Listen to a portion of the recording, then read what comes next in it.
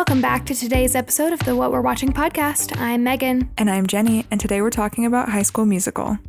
A high school classic for us. An elementary school classic for me. Was it? Oh, I take it back. Really? It came out when we were in elementary school? Yeah, it did. I was in 5th grade. 2006, you're right. Yeah, you're right. I just remember that my two best friends at the time were obsessed with High School Musical when it came out. And they were like, Jenny, you have to watch it. And so we had a sleepover at one of their houses and we watched it. And I didn't get the hype that night. But it was a slow burn for me because as we grew up and as this movie was on TV all the time, it became such a classic for me. The music is so good. It's still catchy. It's all stuck in my head right now. Oh, yeah, I remembered every word to every song once I started. I couldn't have told you a single thing about any of the songs before I rewatched it, and I knew every word.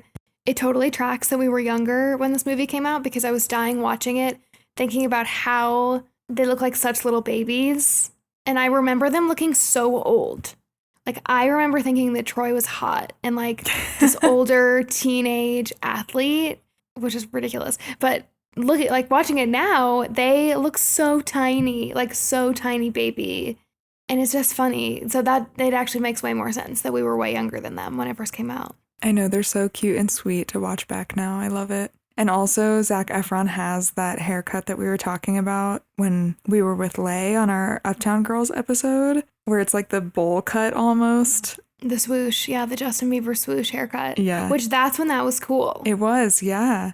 Because my middle school boyfriend had that haircut all through middle school. Yep. And that was the cool thing. That was. Mm-hmm. Also, was that like around the time of Harry Potter 4? Do you know when that was? Because that's when they all had long hair. I don't know, but that would track. Because I just remember there's one, that's the only movie where everyone in Harry Potter has really, really ridiculously long hair. Yeah, it's like the rite of passage. Yes, 2005.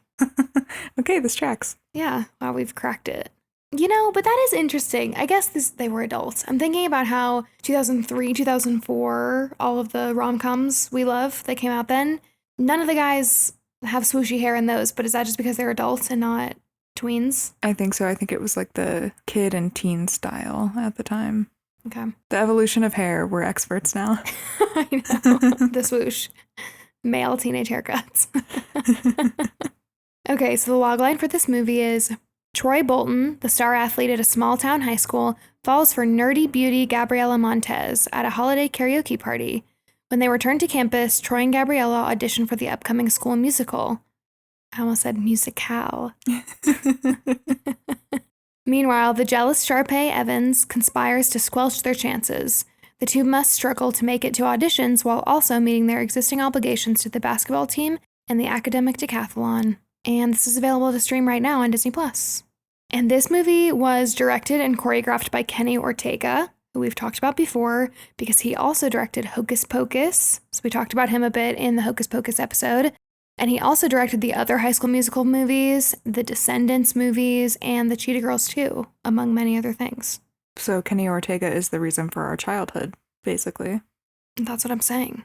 Although I feel like I've heard not great things about him. Oh, no. But then I was trying to read it and I could not find anything to substantiate that. So I don't know if I made it up in my head or if we actually don't like him. It is a funny side effect of running a podcast because it's almost like every single person I talk about, I want to make sure that they're not icky and that they're not problematic. But we have so many people we cover that sometimes we just can't. We don't have time to get to it. We both have full-time jobs. Mm-hmm.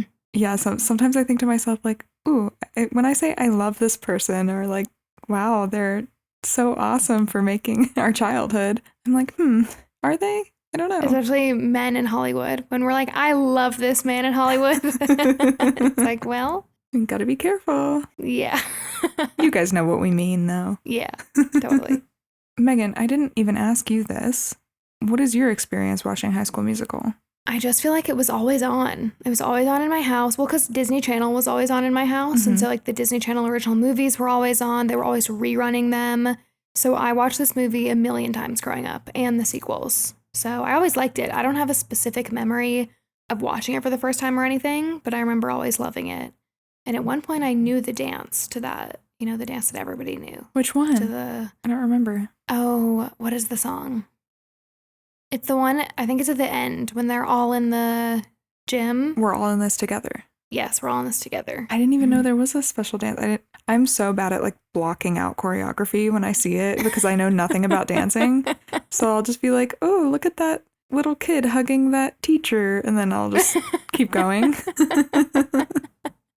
So at the time, there were these two really popular musical episodes of Disney Channel shows that did really well and actually were the reason for High School Musical.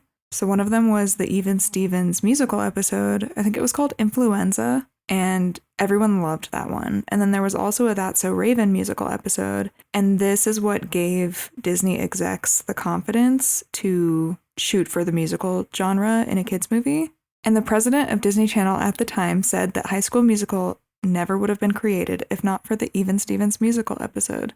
That's so interesting. Because High School Musical was such a big success, I never thought about like it being a risk for them to make it. But that I guess makes sense because there was not anything else like this coming out on Disney Channel. So that's cool. Yeah, I kind of like that they got to test it first too with shows that they knew people already liked. And so they could test it in like a less risky way. And if people didn't like the musical episodes, it would kind of be no big deal.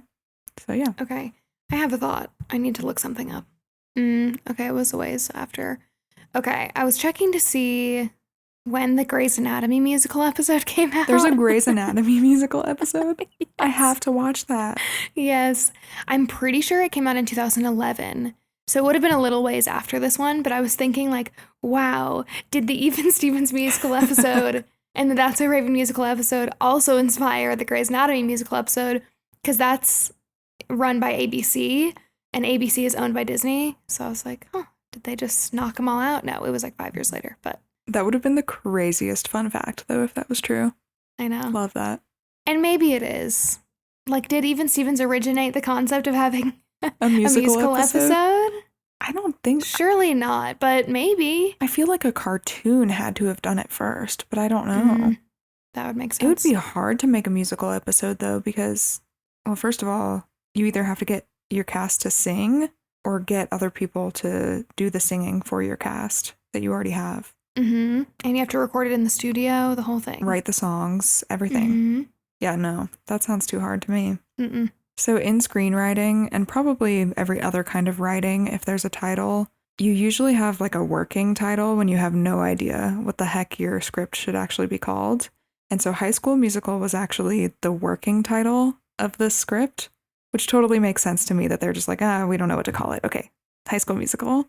Yeah, because it is literally a High School Musical. And they couldn't think of a better name, so they kept it. Wow, I love that. Whenever I think about working titles, I always think of Montauk for Stranger Things. Yes, same. That's like the number one example that comes to my head. But I love that this is a working title that actually made it as the actual title, and it works. Yeah, and then most of this movie was filmed at East High in Salt Lake City, Utah.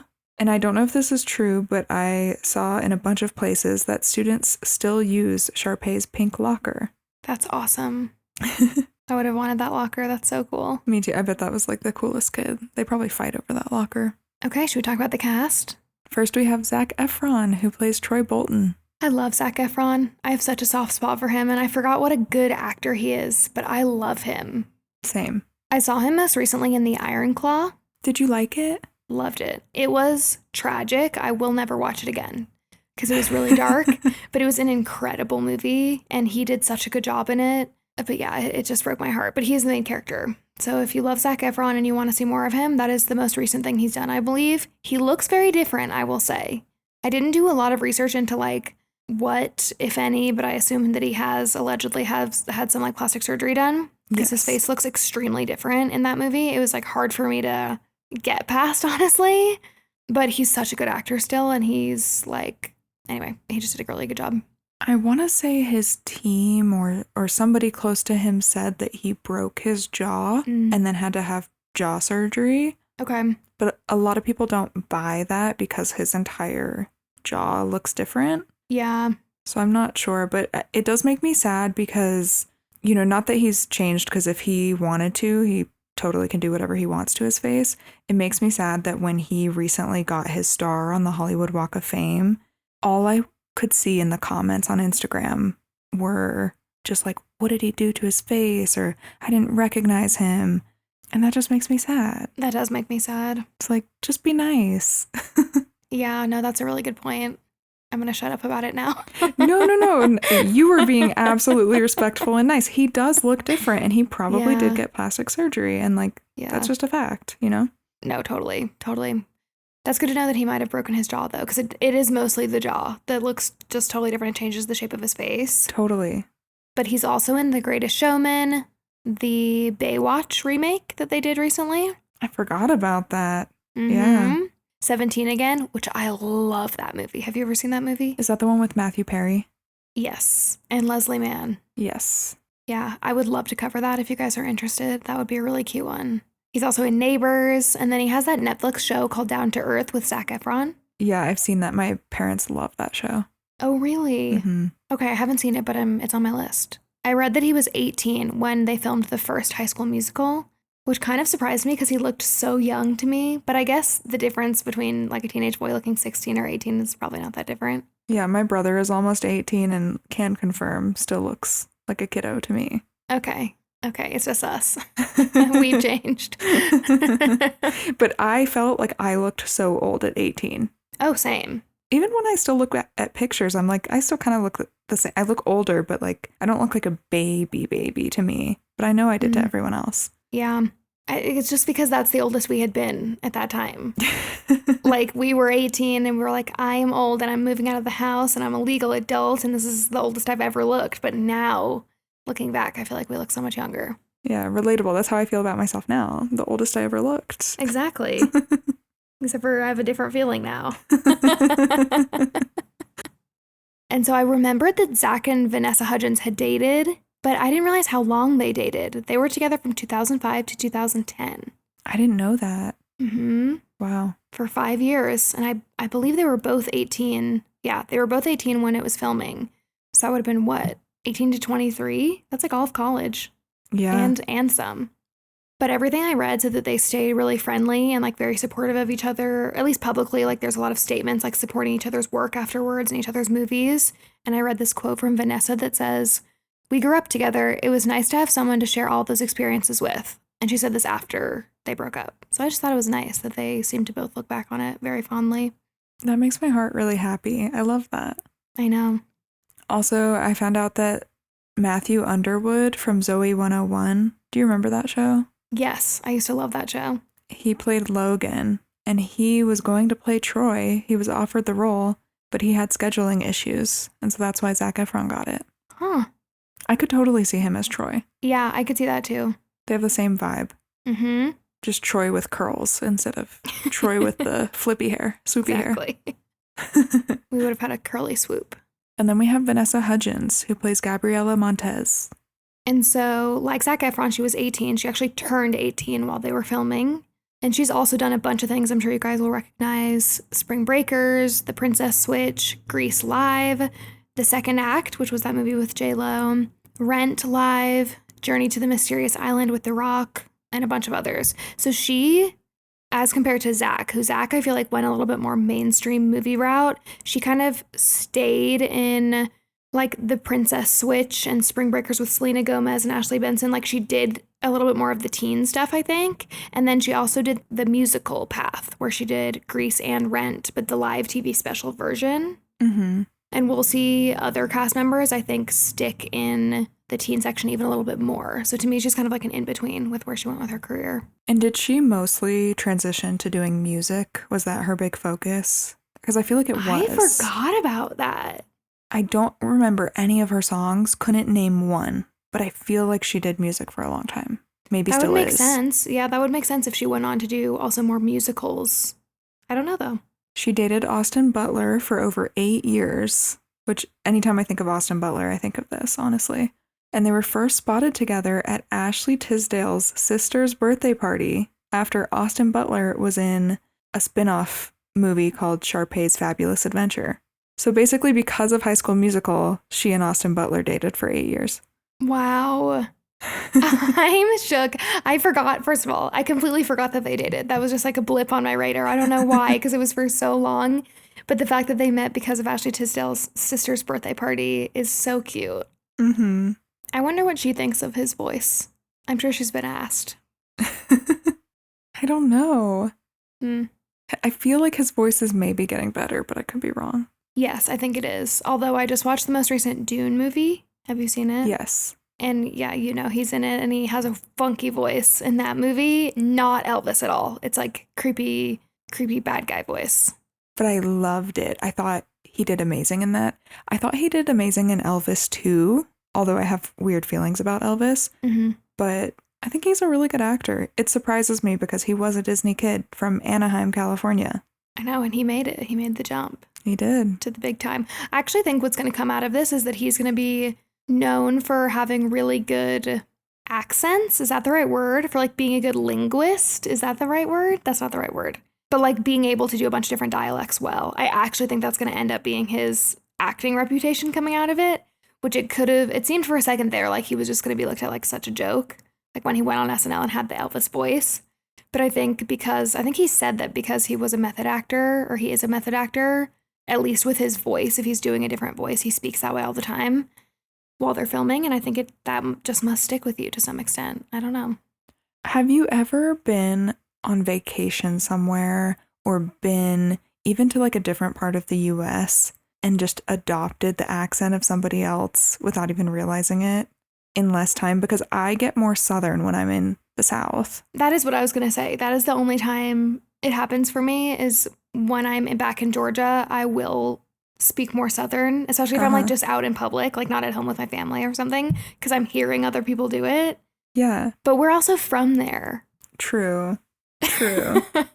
But I have to think, like, if I ever moved to like England or something, that maybe I would get a little tiny bit of an English accent. I want Totally. Yeah, totally. I would love that. All to say, I understand the hate that he's gotten over not being able to get rid of the Elvis voice, but I also don't think I could do any better at getting rid of that voice if I had it for 3 years. Nor, frankly, could I do it well to begin with. True. Thank you very much. Okay, back to Vanessa. So she got engaged to Cole Tucker in February 2023, so a little over a year ago, and they got married in December of last year, and now she's pregnant, as I'm sure a lot of you guys know. She's been rocking the bump on red carpets lately. I love it. She looks so good. She does. And Cole, her husband, is a professional baseball player for the Seattle Mariners. And this I thought was kind of interesting because I feel like we made a comment on one of our recent episodes about age gaps. Father of the bride. Yes, and father of the bride. And how we don't see a lot of women that are older, and it gets called out more if we ever do. So this was just interesting, not actually even notable, but Vanessa's husband is 27 and she's 35. Okay. Yeah, see, that's reasonable to me. Me too. But also, if he was a man who was 35 and she was 27, I'd be like, okay. No, same. That age gap, fine. For some reason, that's good. 25 years, not okay. I don't know why. 25 years feels not good. Less than 10 feels fine. But if you're like 70 years old, 25 years is fine. I don't care. I don't know if I like it still. So you'd be 50 and 70. Oh. Maybe that's fine. You know, that's a big maybe jump, that's though. fine though. Okay. Okay. I think what we're trying to say is where we have the issue with it is if one party is being taken advantage of. And so I feel like a lot of times in age gap relationships, especially in Hollywood, you will see like a 20-year-old girl with like a 50-year-old man. And we feel icky about that because we don't want one party to be like being taken advantage of in some way, which I think can happen when people are much older. Like if there's a much older person and a much younger person, we see that. Like we also see that in TV and films where there's a younger person that's with the older person for the money. Also usually a much older man, younger woman. It's just a different dynamic.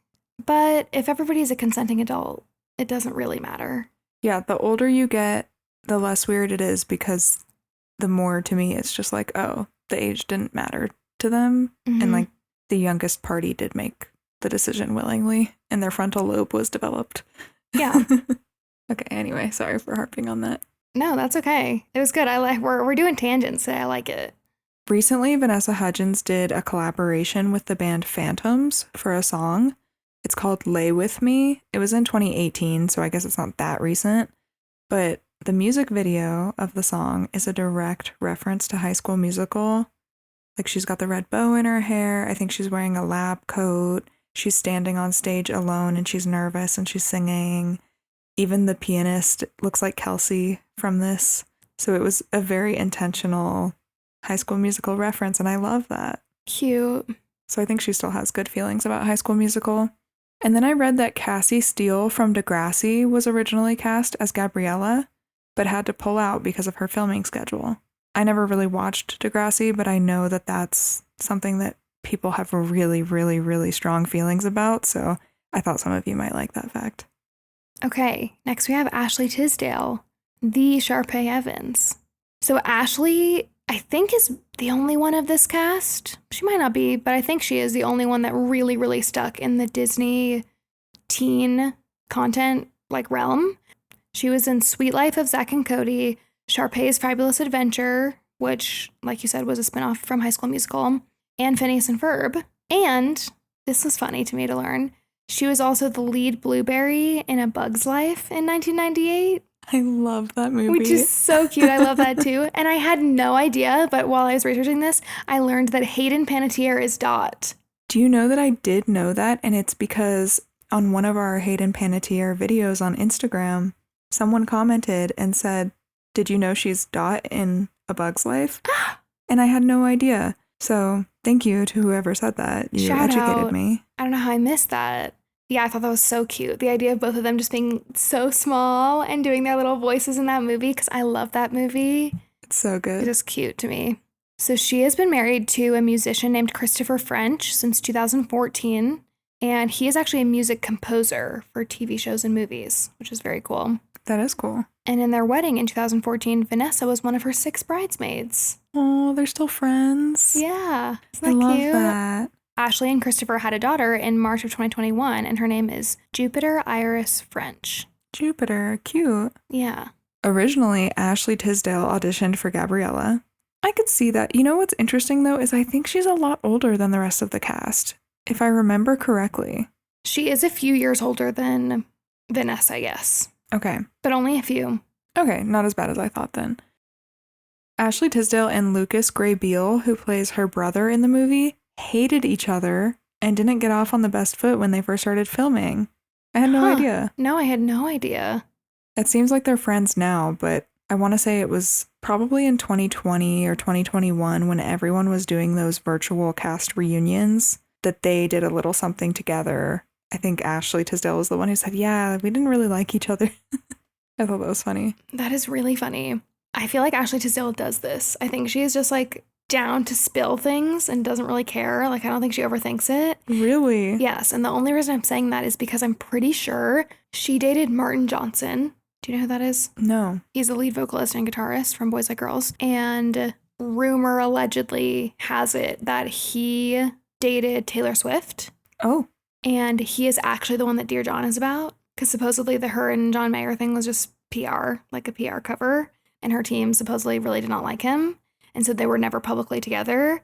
But Ashley Tisdale, I think, dated him after Taylor Swift. And recently, in the last couple of years, has been oh yeah, when he was dating Taylor before or something. Excuse me. I know.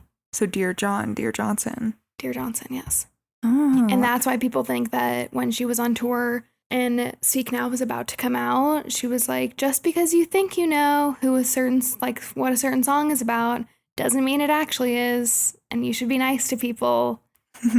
And she did not do that for Jake Gyllenhaal, in the previous album that she'd released. Oh, because we know. Because we know. Because we know it was Jake. So anyway, just interesting. Interesting that Ashley Tisdale is a little tea spiller. Yeah. Huh. I think she just maybe is one of those people that's just I'm not she's just not overly careful about it. Yeah. She's I'm just going to live my life. It's fine. Totally. Speaking of Lucas Gray Beale, let's talk about him. He plays Ryan Evans, Sharpay's brother.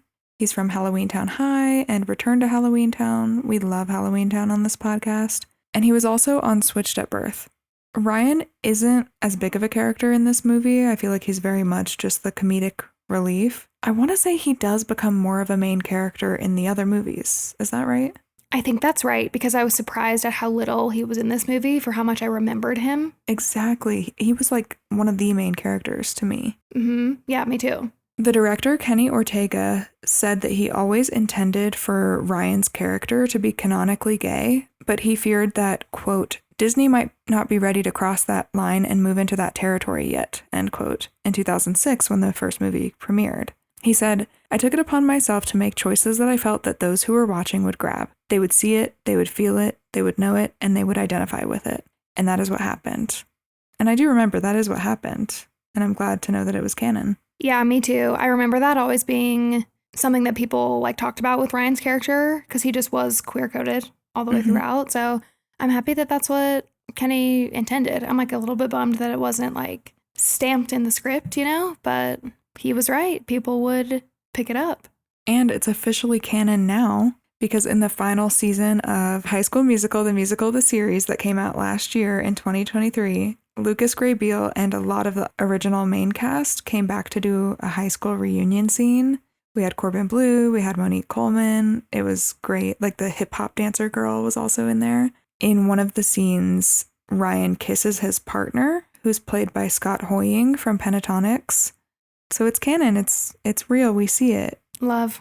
And Lucas apparently cried when the showrunner told him that Ryan would be officially coming out in High School Musical, the series. And Lucas said that this would mean so much to people who grew up with this movie. It's what they were always missing from this character.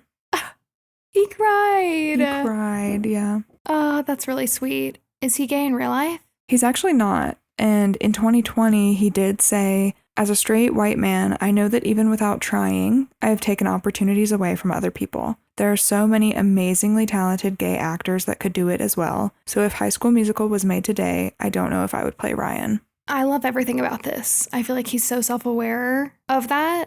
And it doesn't sound like he's like threatened by it. He's just like, this is the truth. If the character had been gay in the script officially, then I probably wouldn't have played him because I would not have been the right choice to play him. And I appreciate that he said that. And I also love that he knows how much that like must mean to people that were our age, that were closeted or like coming to terms with their sexuality at the time, that like saw Ryan as someone that they could identify with. To know now that that was always true is really sweet. It's so sweet. The fact that he cried as soon as he found out that the character would get to come out, that's just so sweet. I know. Okay, should we talk about Corbin Bleu now? Yes, he plays Chad. So he's done several movies, including Jump In, Catch That Kid, but ultimately I learned he pivoted his career to Broadway. Oh. So he's done In the Heights, Godspell, a musical called Holiday in the New Irving Berlin Musical, and Kiss Me Kate. Okay. I know. I bet he's great. I know, I bet he is. Like, he was such a good dancer, too, and a good singer, so this makes sense to me. And I'm happy that at least one of them did this, because it just makes a lot of sense that you would go into stage performances from this. Totally, yeah. And in his personal life, he's been married to the actress Sasha Clements since 2016, and I looked at her Instagram, and she just always posts photos of them together, and they're so cute and candid, and I think even in her Instagram bio, it says something about her husband. So I love that. Cute. I love when celebrities or even like more minor celebrities are normal people on social media. Yeah. Because you get to learn so much about them. It's really cute. I think her bio says something like Hufflepuff, Airbender, or like Waterbender, whatever she said she was from Avatar, The Last Airbender. And then it says something about her husband, and I'm like, you are normal. I love her. And then we have Monique Coleman, who plays Taylor. I forgot how much I loved her in this movie. Identify with her character. Oh, me too. The nerdy, kind of like uptight girl. That's me. Yeah, that's me too. Yeah, she was my favorite, for sure. Her and Vanessa, I think, were my favorites. So this is interesting. Earlier, you were talking about how Ashley is a little bit older than Vanessa, and she is. She's 3 years older than Vanessa. But Monique is 8 years older, so this would have made her 26 while filming the first movie. Oh my gosh, I would have no idea. No, me either. It was definitely clear, like you said, that Ashley and Monique were older than Vanessa, because Vanessa and Zac particularly looked young to me, but I was not expecting her to be 8 years older. I can't imagine being 26 and filming with a bunch of 18-year-olds who literally are just out of high school. No. And pretending to be their age. No, I cannot imagine. That would have been like us a year or two ago with a bunch of high schoolers working. It would have been awkward. I would have felt like the uncool mom there. No, same. And then this made me sad, but she's talked a lot about how her character wore headbands all throughout the movie because the crew on the movie didn't know how to style black hair. We hear about this. We heard about this with Kat Graham on The Vampire Diaries. Mm-hmm. It's so annoying that they wouldn't hire someone to do that. Yeah, I know. It's just upsetting because, like, you know that there are talented hair and makeup artists that are either in the Black community or understand how to style Black hair. Yeah. And they just didn't have one. And didn't try. Yeah. They said, just throw a headband on her. Are you kidding me? No, that makes me upset. I know. I hate that. Although I did like her headbands, to be honest. I did too. Well, it was very of the style of the time. Because this was the time when everyone was wearing the thick, like, not stretchy headbands. You know what I mean? Like the ones that definitely have, like, cardstock in them. Yes. And fabric over. And I loved those. Same. Those are the most comfortable. No, totally. Because I cannot do a stretchy headband, even today. I try, but it hurts my head. Yeah, it hurts my head too. I can't do it. My head's too big. Anyway, so because of that, this totally went over my head, but then I was upset to hear that she wasn't wearing them because they were trendy. Ugh. I didn't know this, but she competed on season 3 of Dancing with the Stars. Wow, an almost OG cast member. Yeah, and that came out in 2006, so that was months after this movie came out. I'm so excited about that. I kind of want to, like, go watch some of the videos of her dancing. I bet she's really good. I bet. I think that really goes to show how successful this movie was. For her to be a side character in this, and then for her to be pulled to be on Dancing with the Stars. And I think it shows how popular Disney Channel original movies were in general, because for this to be a big enough movie for everyone to know who she was, to then want to watch her on a different ABC show, is kind of a big deal. It's a huge deal. That I don't think really exists right now. I don't think that happens. No. The only thing that I feel like people are on a unified front about watching at the same time is, like, reality TV. Yep. No, totally. Because that's time sensitive, because it's going to be spoiled for you if you don't watch. Yeah, interesting. And then I think this is the cutest fact of all. In 2021, she and Corbin Bleu were in a Lifetime Christmas movie together called A Christmas Dance Reunion. And I have to watch it next year, or at the end of this year, because that just sounds so cute. That's really cute. I would love to see them together again. Love it. Shall we get into the movie? Let's do it. So I completely forgot how this movie started. Same.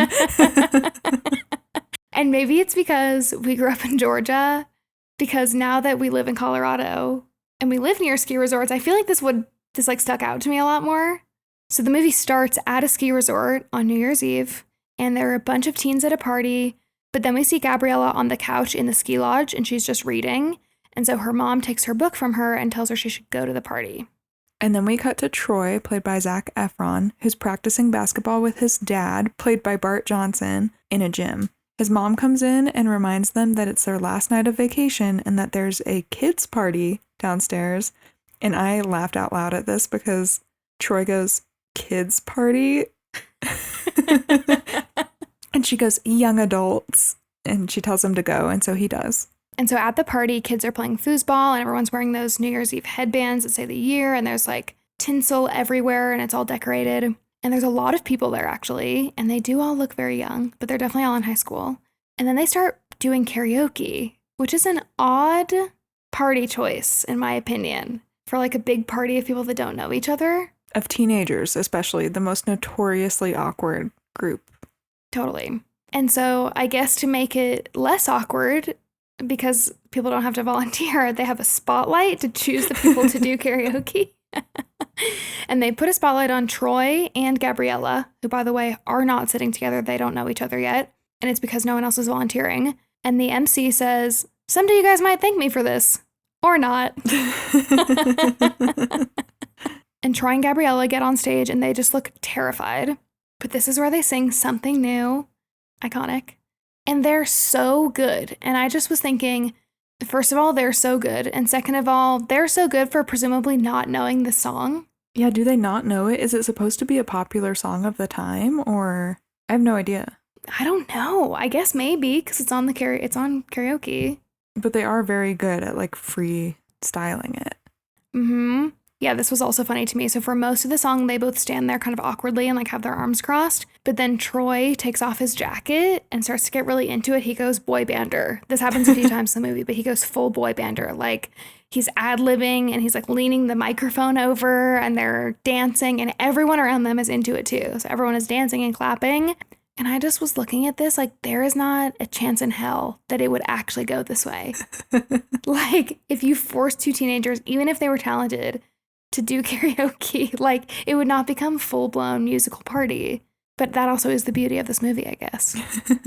And something that's interesting is that Zac Efron doesn't do most of his singing in this movie, but it does sound a lot like him, don't you think? Totally. I never knew that he wasn't doing his own singing. I knew obviously that they lip sync when they're, doing these scenes because you can kind of tell, but I thought it was him at least on the like backtrack. Oh, same. And I guess the reason why they had someone else do his singing was because Zac was a baritone, but the role was written for a tenor. And I don't know anything about singing, but I guess that makes sense because I was like, but wait, Zac Efron can sing. We know this. He's in The Greatest Showman. I know, yeah. I still don't really get it. But again, I also am not a singer, so like the difference between a baritone and a tenor being so big that you need to hire another actor to sing for him seems weird. I guess he couldn't hit those high notes because it is like there are a lot of high notes. Yeah, no, that's fair. But I'm surprised they wouldn't just like alter the music a little bit. I guess it's just easier to hire someone who can do it. I don't know. So the person who actually sang for him is Drew Seeley, who also auditioned for Troy, actually. And he's the lead in another Cinderella story with Selena Gomez. And he played Troy in High School Musical: The Concert Tour. And he's now in a bunch of Hallmark-style TV romance movies. Interesting.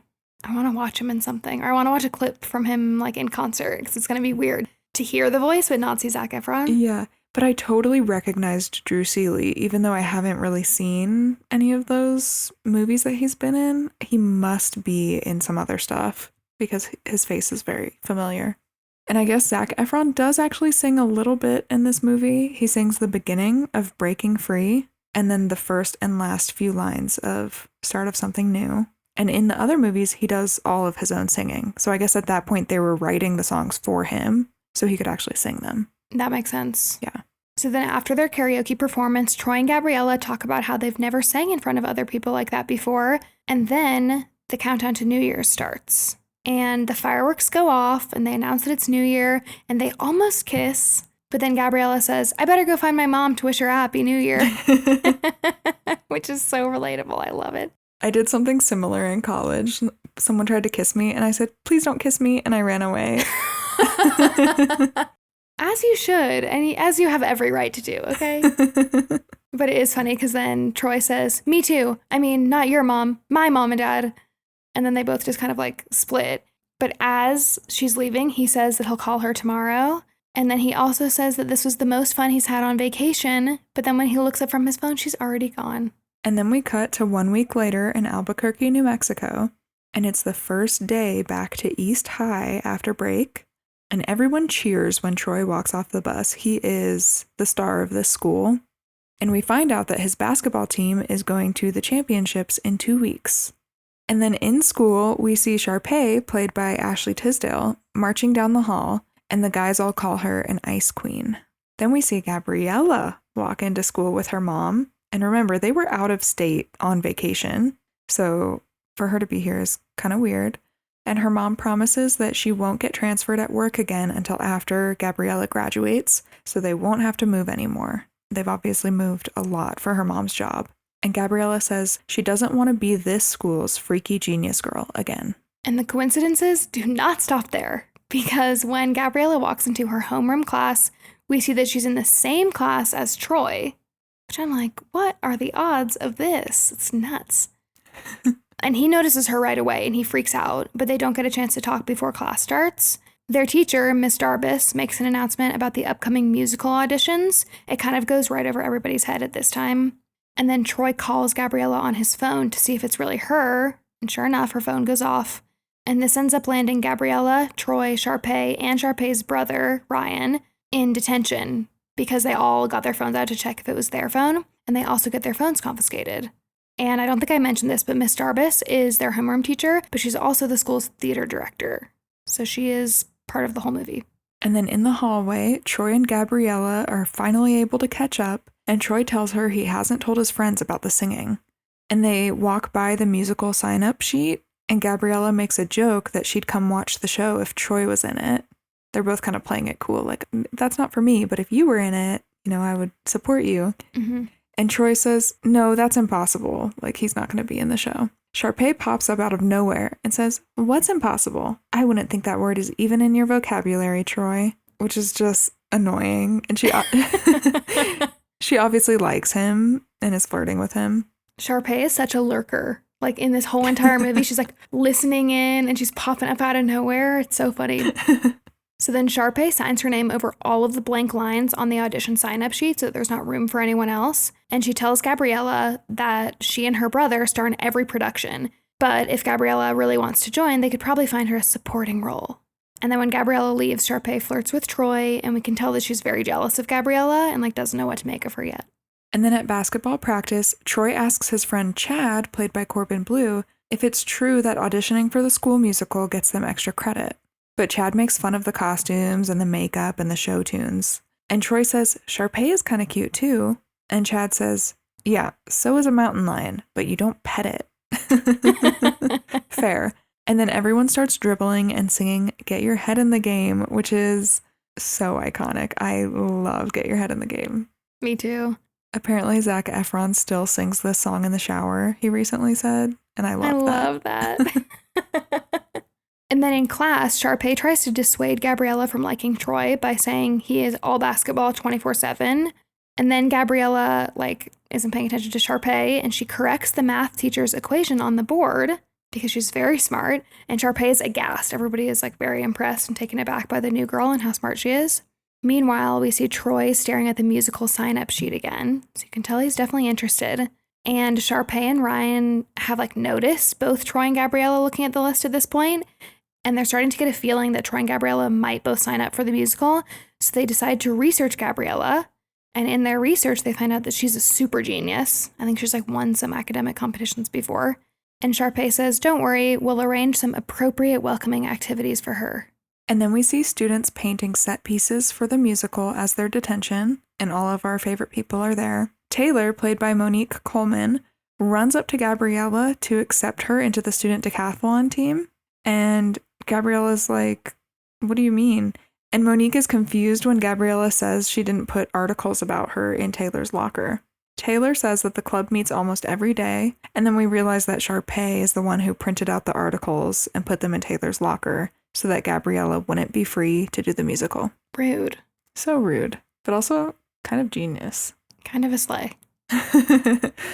Then Coach Bolton, who is Troy's dad and the coach of the basketball team, runs into the theater to take Troy and Chad out of detention so they can get back to practice. And this is where we see that there's sort of a feud always happening between Coach Bolton and Miss Darbus, the theater teacher, because we see them both in the principal's office and they're arguing about whether the kids should have to do detention. And we realize that they've been having this argument since they both started teaching at East High. But then back at practice, Coach Bolton gives the team a pep talk and it ends in the iconic chant, what team? Wildcats, get your head in the game. Which I feel like it's an iconic line. Totally. I saw somewhere that Coach Bolton and Miss Darbus were supposed to have a song together. A song that was kind of like Anything You Can Do, I Can Do Better. Oh my gosh. I wish they did. I wish. And I guess the director really, really wanted it to happen, but there was just no way with how long the runtime already was for this movie. And really, there aren't that many songs in this movie. No, there's half a dozen, maybe. Yeah. So after school, Taylor tries to convince Gabriella to join the decathlon team, but Gabriella says maybe next year and asks Taylor about Troy. And Taylor tells her that unless she's a cheerleader, it's pointless to like him. And they're better off in an alternate universe than Troy, the basketball boy. And then back at home, Troy talks to his dad about trying something new to kind of be like, Dad, have you ever tried anything new? And his dad totally shuts it down and reminds him that college scouts will be at the next game, so he needs to focus. But then the next day, Troy actually makes up an excuse not to practice basketball during free period. And he tells Chad it's because he has homework, but it's actually so that he can audition for the musical. And Chad doesn't believe him and tries to follow him around the school to see where he's actually going, but ends up losing him, so he doesn't find out. I love that Troy has gotten the music bug now that he's seen how much he loves performing in front of an audience. And with Gabriella, he's like, I can't get this out of my mind. I really want to try for the musical. And I think that's so cute. I know, me too. So the auditions start, and Troy watches from behind a janitor's cart in the back. And the student composer, Kelsey, plays What I've Been Looking For on the piano for all the auditions. And no one is good. It's giving American Idol auditions, like the beginning stages. Totally. Yes, totally it is. That's what they were going for sure. Yeah, or Pitch Perfect, I think, has something like this too. And the one that I always remember is there are these two kids who do this weird interpretive dance thing to the song. And Miss Darbus says, that was just very disturbing. Go see a counselor. Harsh. Then Gabriella walks into the back of the theater and asks Troy why he's hiding behind a mop. And they admit that they're both nervous, and you can tell that they both want to audition, but they're just too scared to get up there. Yeah, it's very cute. And then it's time for Sharpay and Ryan's audition. And Kelsey, who's been playing the piano for all the auditions, asks what key they sing in, and Ryan tells her that they had their rehearsal pianist do an arrangement, so they don't actually need her. And it turns out the new arrangement is very upbeat and very different from the one Kelsey's been playing. And Sharpay and Ryan, of course, have a whole choreographed routine. They have these bejeweled microphones. I'm pretty sure they're in costumes. And it's just very not the same thing that Kelsey's imagining. You can tell she's not into it. And you guys will remember it because when they start, they're behind the curtain with only their arms out and they're snapping. That's like how they enter the song. I love it. Mm-hmm. And then there's also a tap dancing number during the song, but Sharpay is wearing high heels, not tap shoes, which is interesting. And then at the end, Sharpay says, I told you not to do jazz squares. She's talking to Ryan. And Ryan says, I had to do the jazz squares. It's a crowd favorite. I just love their dynamic. In this movie, she's so bossy to him, and he just doesn't care. Like, he just kind of lets it go.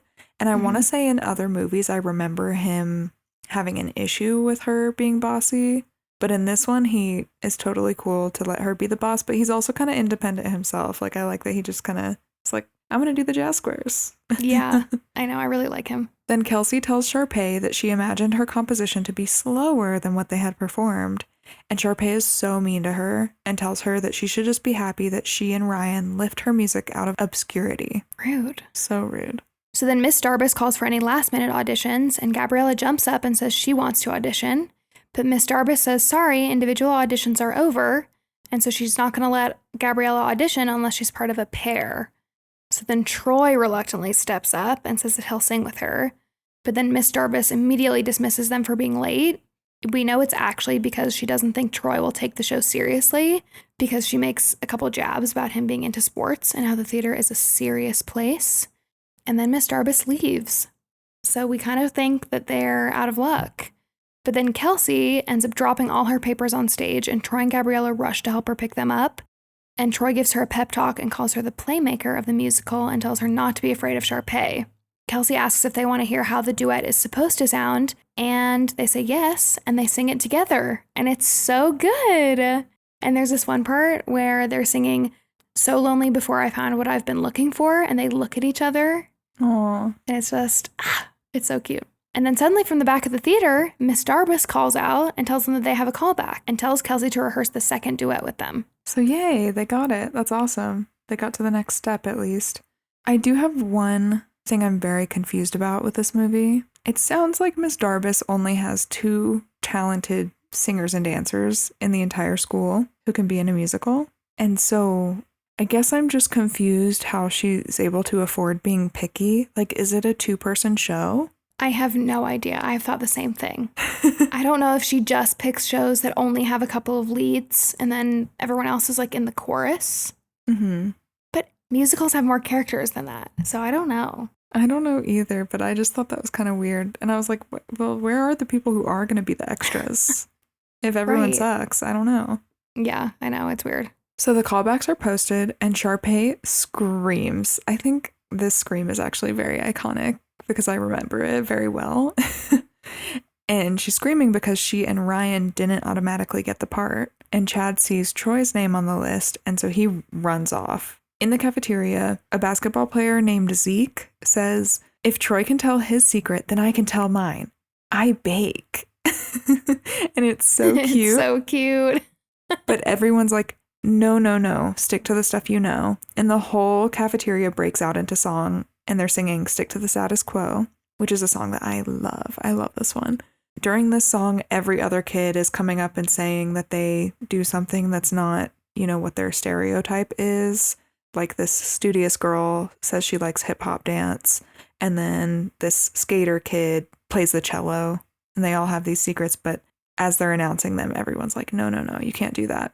And at the end of the song, Gabriella comes in and she freaks out that everyone is looking at her, and then she slips on spilled milk on the ground and accidentally spills her chili cheese fries on Sharpay. And Sharpay tells Miss Darbus that Troy and Gabriella are trying to ruin the musical. Yeah, Sharpay is not handling this new threat well at all. No. So then Chad freaks out at Troy for wanting to do the musical, and he says the team is falling apart and everyone is starting to think they can do other things, like Zeke baking creme brulee. But he says really everyone needs to get their head in the game because they have a playoff next week. And then Miss Darbus walks through the boys' locker room, which is so weird and kind of gross. Yeah. To Coach Bolton's office, and she confronts him because she thinks he's trying to sabotage her musical because she put his son and Chad in detention. And he says Troy doesn't even sing. And she says, "Oh, you're wrong about that." And then he makes a joke about the name of the musical, Twinkletown, and she storms out. And then Zeke, the guy who bakes, asks Sharpay to come watch one of his games sometime. And she says she'd rather stick pins in her eyes and says, "Evaporate, tall person." I kind of love this. I do too. So Troy leaves Gabriella a note that asks her to meet him on the roof. And up there, they have a heart-to-heart, and Troy says that he's worried what his parents are going to think when they find out about the musical. And you can tell that he only thinks everyone likes him because he's the basketball guy. He's like this star at school. And Gabriella says, "You're a cool guy, Troy, but not for the reasons your friends think." And then we see this montage of Troy and Gabriella practicing, and Ryan and Sharpay spying on them. And then we also see scenes of Troy missing practice and Kelsey playing the piano. So we're getting the sense that time is passing and Troy and Gabrielle have committed to trying to be in the musical. And the song that they're practicing is Breaking Free. I don't know if you caught this in this scene, but I need you to go back and watch it, and anyone else who is listening to this right now needs to watch it too. There's this part where Gabriella is in the bathroom singing, and Sharpay comes in to try and find her, and she's hiding from her. And there's no way that Sharpay wouldn't have seen where she's hiding because she literally walks where like she would see her in her periphery. There's no way, but because of the camera, it's like they didn't think about the logistics of that. I don't know. It's a very weird decision that they made to have her hide where she did. This made me roll my eyes so hard. Because after Sharpay leaves, Gabriella just pops out of the most obvious place that Sharpay just walked by. Yeah. And I was like, this is dumb. This is dumb. Like, I actually think her eyes kind of traveled over there anyway, so I'm confused. But yeah. Whatever. And then after Troy misses practice, he runs down to the gym to practice free throws, and Gabriella shows up. And they flirt and they run around together, and she's dribbling the ball. But then Troy's dad comes out and tells her to leave. And he calls her Troy's detention buddy. After she leaves, Troy defends her and says detention was his fault and she's just a girl. And his dad says, "But you're not just a guy, Troy. You're the team leader. What you do affects not only this team, but the entire school." And he says championship games are special. And Troy says, "A lot of things are special, Dad." And his dad says, "But you're a playmaker, not a singer, right?" And Troy says, "Did you ever think maybe I could be both?" Tears. Troy does such a good job.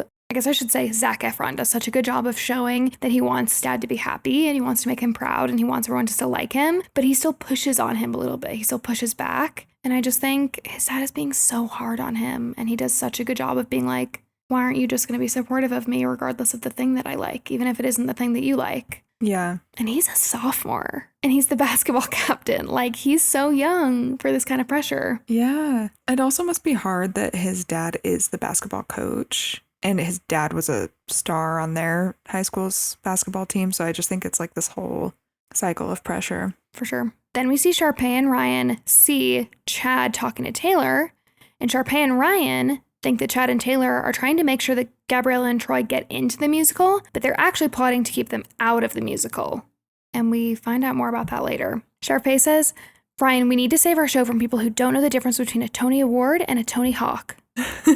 I feel like in every episode that we've had lately, there's been a quotable character, and Sharpay is the quotable character. She gets that award of this episode. For sure. I wonder if at the end of the year, we should have our listeners vote on who the most quotable character of the year was from our episodes. I love that. We can do a bracket. I think that'd be fun, because right now, for me, it's Jennifer Coolidge in A Cinderella Story, Dakota Fanning in Uptown Girls, and Sharpay in High School Musical. Yeah. Out of those, I would go Dakota Fanning as of right now. Okay, it's rigged, guys. It's rigged. So at the next basketball practice, the team, led by Chad, gives Troy a pep talk about all the Wildcat basketball legends that came before him. They tell him he can't be a legend if he's worried about an audition, and they definitely won't win the championship game if his mind is somewhere else. And Troy says, there's 12 people on the team, and I'm not the only one that contributes. But the team reminds him that there are 13 people counting on him, not just 12. And then they show him an old picture of his dad on the Wildcats basketball team when he was in high school. And then Gabriella's decathlon friends, led by Taylor, do her intervention, and they tell her that Troy won't make any real contributions to society in life, whereas Gabriella is on the same path as Eleanor Roosevelt and Oprah. And they also show her this live feed of Troy defending himself to his teammates, and he says that Gabriella is not important and that the musical means nothing to him. And this was so mean to me. So mean. Obviously, Gabriella starts crying, and they all leave, and this is where she sings When There Was Me and You, and she's like walking through the empty halls, and everyone else in the whole school is outside celebrating the basketball team and like hyping Troy up for the game. So just the difference between what's happening for each of them here sucks. Yeah, speaking of emo, like this scene is so emo where she's just walking through the halls and just dramatically singing. Like draping herself on the balcony. Yeah. And then when Troy comes up to Gabriella's locker to talk to her about practicing for callbacks, she says, I don't want to do the callbacks either. And she tries to play it very cool. He's really confused. And she's like, who are we trying to kid? You've got your team and now I've got mine. And it turns out that this totally throws off Troy's game. He can't think of anything else. And at home, he's practicing and he misses every single shot. So both Taylor and Chad see how sad that Troy and Gabriella are, and they obviously feel really bad. And so Chad and the other teammates find Troy in his special spot on the roof, and they tell him that they'll support him in the musical. I'm happy that this did not take them very long. No. At least. Like, they did a mean high school thing, but they at least came around and were like, you know, we're sorry. We want to support you no matter what. Yeah, it's one of those things that you, like, plan and you think it's a good idea for the greater good until you realize it hurts people, and then you're like, oh. And your frontal lobe wasn't developed yet, so you just didn't know that it would hurt them. And then Troy says it doesn't matter anyway because Gabriella won't talk to him and he doesn't understand why. And then Chad says, we do. And they come clean about what happened, and so does Taylor and this classic decathlon team to Gabriella. But Gabriella says she doesn't care because Troy still chose to say those things. Which, fair, he did. He said mean things. Fair enough. Then Troy shows up to Gabriella's house, and her mom makes up an excuse that Gabriella is too busy with homework. And he says he made a big mistake and asks her to tell Gabriella he came by. But then he doesn't leave. He actually sneaks around to the backyard, and he calls Gabriella on her phone. And she actually answers, and he tells her none of what he said was true. He says he doesn't want to be the basketball guy anymore, and he tells her to turn around. And he's on the balcony outside her room, and he sings the start of something new, and it makes her tear up. She starts crying. It's very sweet. And then Troy is back to crushing basketball again, and so is Gabriella at the decathlon. So they're like back to doing well. And they start practicing for their audition together again, too. But then Sharpay and Ryan hear them auditioning, and they freak out because they sound so good together. And they convince Miss Darbus to move the callback auditions to the same day as the championship game and the decathlon. And Kelsey overhears them do this. So then the next morning, Troy, Gabriella, Kelsey, and all their friends come up with a plan. On the day of all the events, the basketball team brings the decathlon girls a cake shaped like pie that Zeke baked. And the girls give them a big Go Wildcat Hoopsters poster. And then the basketball team all unzip their jackets for Sharpay, Ryan, and Miss Darbus, and their shirts spell out Go Drama Club. And I don't know why, but I always remember Troy in this because they're spelling it out and they're like C-L-U-B. And he comes in and he goes, exclamation point. I know. I always remember that. Yeah, that is so funny. So then it's time for everything. It's time for the big game and the decathlon and the callbacks. And Troy's dad tells him that he put too much pressure on him and he just wants Troy to have the time of his life, which is sweet. And then Sharpay and Ryan are doing vocal warm-ups and they're trilling and squealing.